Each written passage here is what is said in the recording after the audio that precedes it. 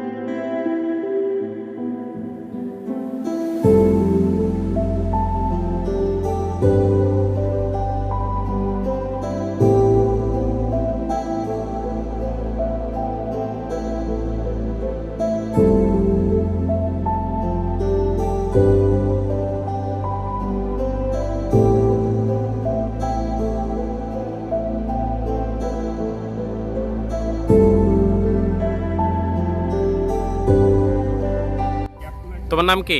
ইকরা ইসলাম। কি করছো? স্যার গাছ রোপণ করতেছি। কি গাছ এটা? কাঁঠাল গাছ। কাঁঠাল গাছ? জি স্যার। এটা তোমার গাছ? জি স্যার। এর যত্ন নেবে কে?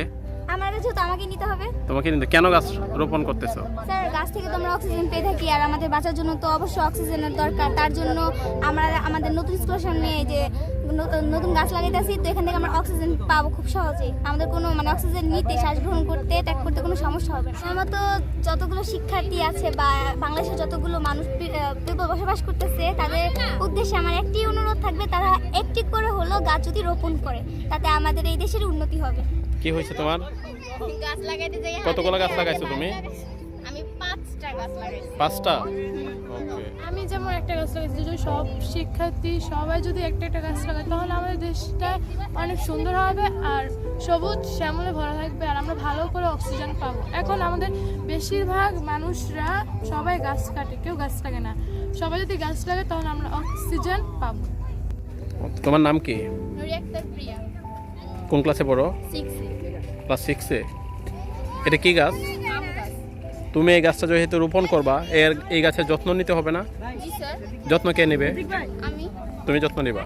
আমি সব আমার মতো যারা স্কুল স্টুডেন্ট আছে তাদের উদ্দেশ্যে আমি এটাই বলতে চাই যে সবাই জানি গাছ লাগায়, শুধু লাগালেই হবে না, তার যত্ন নিতে হবে। তাহলে কি হবে? তাহলে আমাদের পৃথিবীটা সুন্দর থাকবে।